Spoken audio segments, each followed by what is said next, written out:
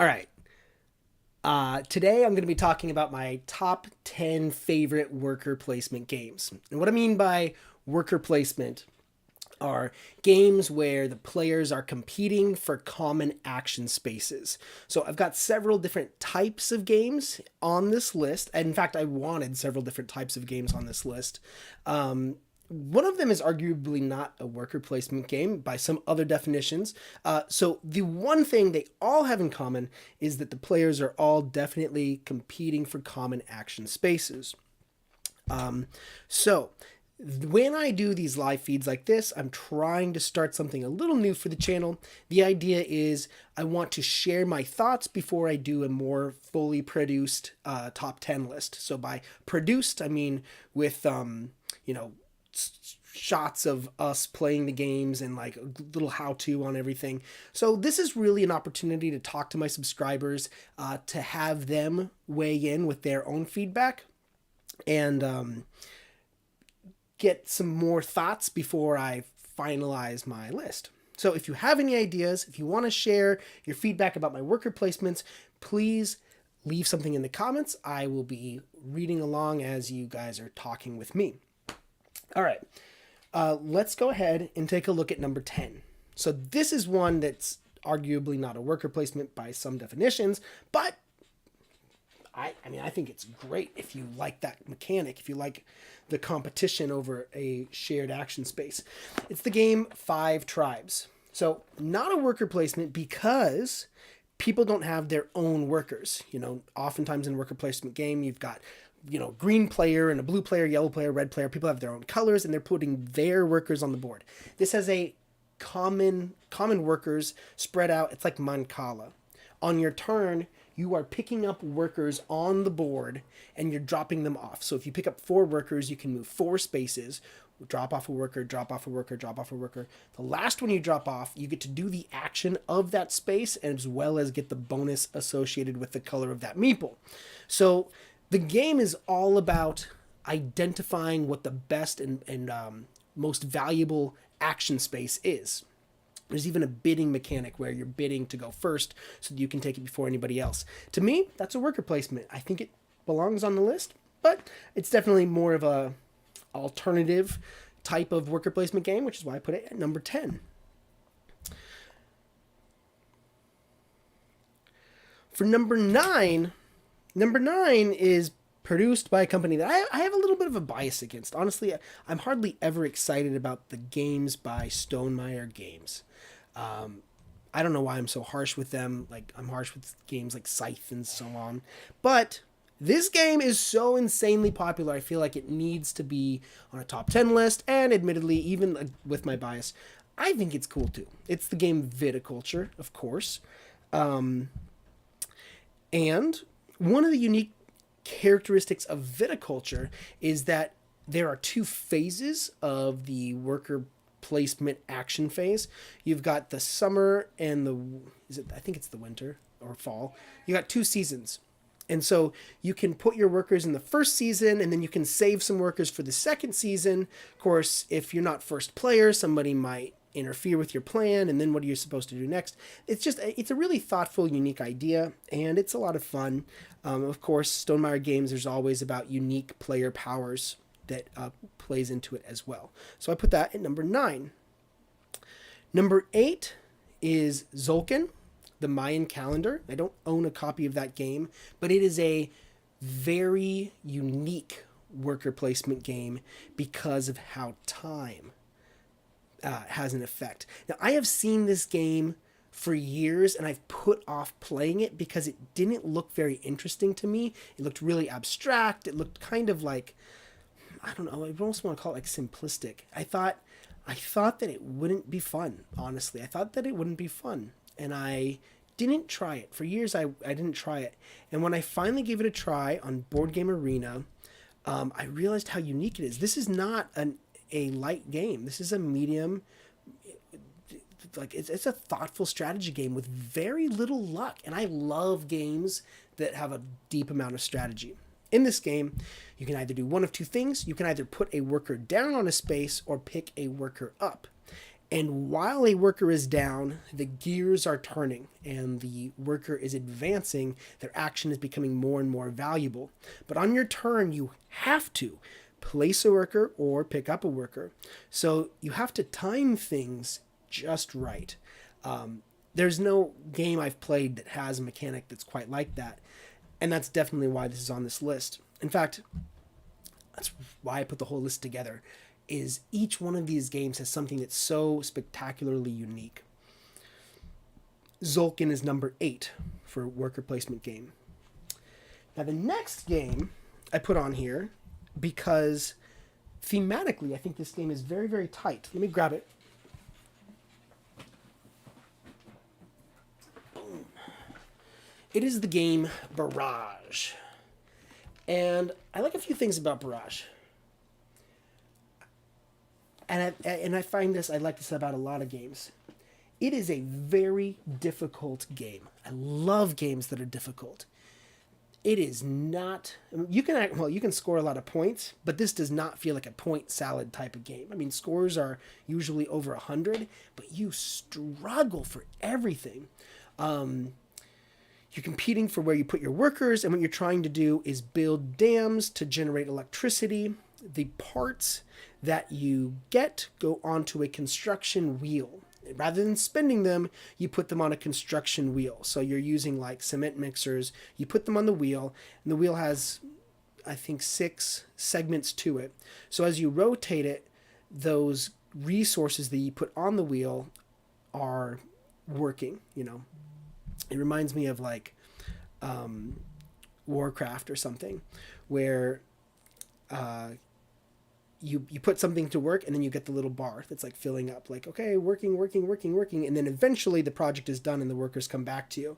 So what you got to do with the workers in this game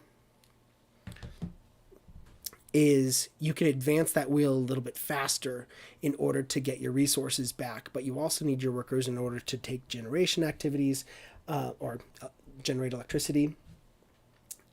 It's just a struggle the whole way through. And I think it's great. A great thematic game. In fact, it was on my top 10 thematic board game list. So the next one, number 6, holy cow. I get excited. I've made a lot of videos in the past over a year that this channel's been around. I don't think I've ever recommended this game, and I get so excited whenever I find a category where I can finally drop a game that I love. I love this game.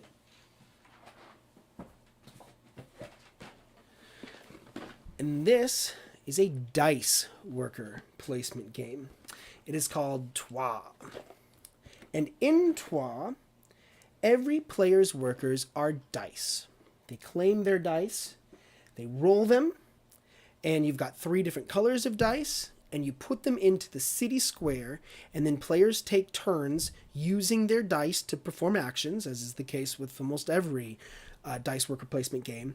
But unlike others where, you know, everybody has their own pieces, in this game, your workers can be purchased by other players. So they're not identified by the color of the dice. The color have players don't have really player colors. What they have is they have corners of the district. So they get their dice, they roll their dice, and they put their dice in their corner of the district. What that means is during the round, they don't have to pay for the dice in their district. But if you don't like what you've rolled, you can use your money to buy another player's workers. And if you see a player who has a very lucky roll, you can deliberately buy their dice from under them so that they can't utilize the strength of their roll. That idea of aggression, of like taking someone's good luck away, makes that game so much fun. There's actually a lot more I could say about Trois. It's almost semi-cooperative because you've got raiders that you're trying to protect the city from, and they interfere with your game. It is thoroughly a great game. And you can play it on Board Game Arena, too. So, the game Trois. Now, the next game, boy, I could do a whole video about this for sure. I really went back and forth about what it is. It's another dice placement game. I'm going to say that my number 5 is Marco Polo. Marco Polo 1. Now, there's two Marco Polos, Marco Polo 1, Marco Polo 2. And in my research for this video, I was looking up other games that are similar. Rivers of the Ganges is another similar game that's on a lot of people's top 10 list. And I really want to talk about Five Tribes. Okay.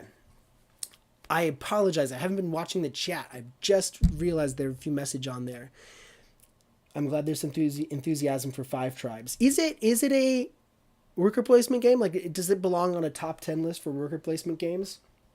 I want to know if there's any disagreement about that. But anyway, so what I got down to was comparing Marco Polo 1, Marco Polo 2, and Rivers of the Ganges, because I saw it on so many other lists. Like, which of these is the best? They're all very similar. They're all dice placement games. Between the three of them, I don't think Rivers of the Ganges is a great worker placement game because I don't know how to classify it. There's not enough competition, honestly. You don't really feel like people are interfering with you enough in that game. And the dice worker placement, which is something I like so much, in Rivers of the Ganges, you're not really using your dice as workers. You're using them more as currency. So you have to use your workers to get dice, and then once you have the dice, you use your workers to take actions that cost dice. Anyway, it didn't make the list for me. Then I looked at Marco Polo 1 and 2. Man, between the two, I think the reason I like Marco Polo 1 is because travel is so much more difficult. I honestly think I like games that feel harder. You really have to stretch yourself to do well in Marco Polo 1. Marco Polo 2, I feel like it's a little bit easier. And it's actually the easier part that makes me not like it as much. For other people, that's exactly why they would prefer Marco Polo 2 over Marco Polo 1. So, but both games are excellent. They're both extremely engaging. I've enjoyed playing both of them. I play them on Board Game Arena.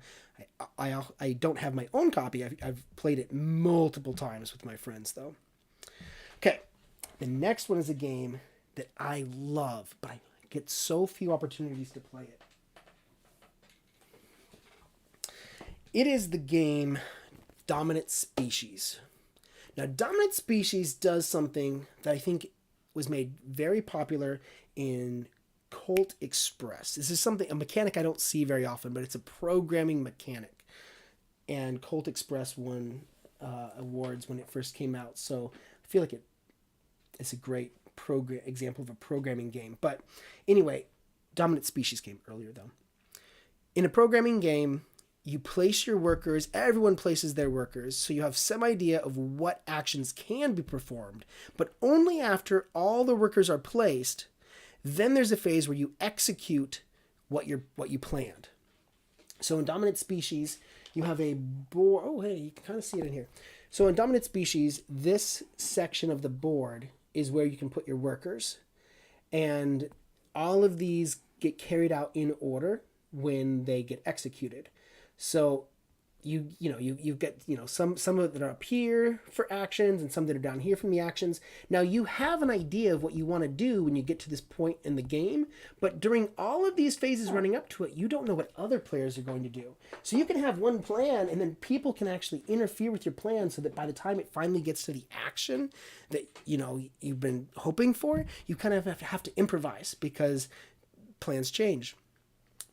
So you program your moves, you hope for the best, and then as you execute it, sometimes you discover, oh, this is not going how I planned. What can I do instead? So I don't see that mechanic very, very often. Dominant Species is brilliant. It is a very long game. It is extremely competitive. So what number are we on? We're on number 4. So while it is my number 4 game, I have to caution people, you need to know what this game is about before you buy it, because it is very cutthroat and it is for people who want something competitive. It can also be very long, but there are very easy ways to shorten the game, so I don't really think the length is so much of an issue. It's really just how competitive it is that makes it difficult. Number 3. Man, now we're getting into like really traditional worker placement games. I put them at the top. I mean, these are great classics. Well, Next one's kind of new, not really a classic, but it is a classic designer who makes like all of his games are like worker placement games. Vital Lacerda. Put this in my thumbnail. It's a big one and it's expensive. On Mars. On Mars, you are trying to get victory points for satisfying objectives as you build a Martian colony. And much like viticulture, it has two phases of worker placement, or two areas of the board. You have the shuttle or orbit. You have the orbit around Mars. You've got like a space station around Mars that's orbiting, and then you have the colonies on Mars. And these two locations on the board have different types of actions. Ones that are related to developing the colony on the surface of the planet, and others that have to do with importing technology from Earth and developing blueprints that you can use to develop the colony. And so what you have to decide each round is, do you want to be placing your workers in one area of the board or the other area of the board? And you're taking a shuttle back and forth. It's a really unique idea. It's very well executed. It's a very complex game. There's a lot going on there.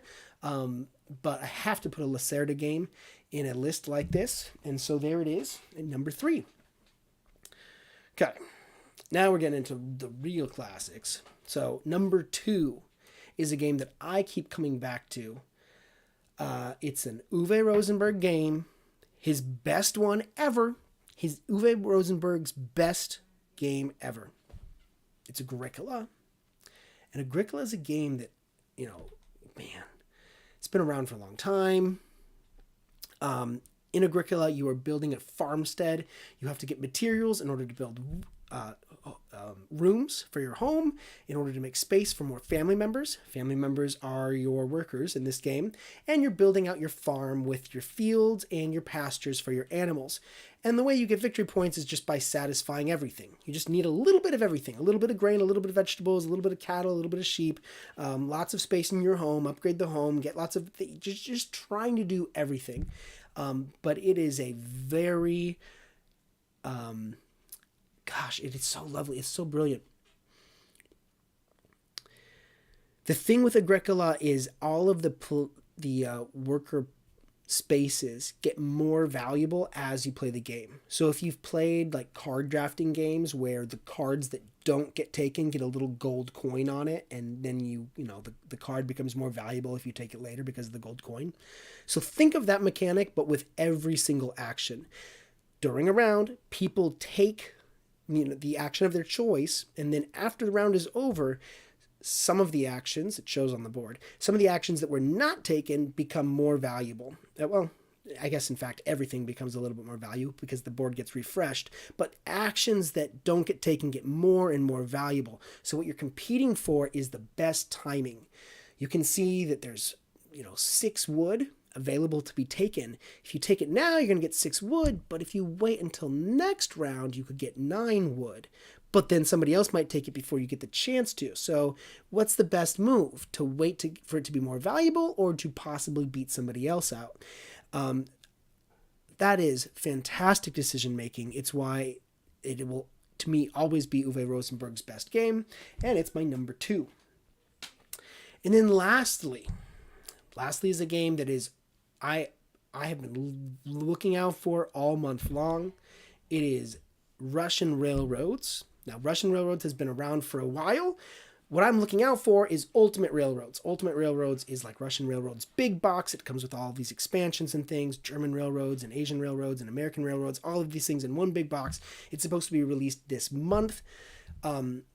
Russian Railroads has like no luck, and it is the strictest, purest worker placement game there is. You're basically trying to build a point engine. You do that by advancing your tracks. So you've got tracks you're trying to lay rail out on and put engines on the tracks. As different engines and different rails get farther onto the track, you get more bonuses to generate more points. And the points are evaluated at the end of every single round. This is an excellent game to play online because points are counted up at the end of every round, and it's great when you're playing it. I play it on Board Game Arena because they can be counted automatically. But I have not bought my own copy yet because Ultimate Railroads is coming out and I want to buy that. It is everything I like. It is just hard. You see everything, you want everything, and you just can't have it all.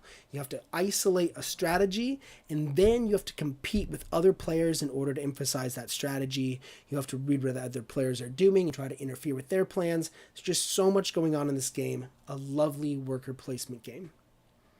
So, that is my current top 10 that I'm playing with. Love to hear your thoughts. Thank you for dropping by. And take a look out for the updated video, which I will publish my final list. And if you like this, I did the same thing with my top 10 board games for dads to play with their kids. The live one is already up. I'll be posting the final list probably later this week, and then I'll be sure to leave links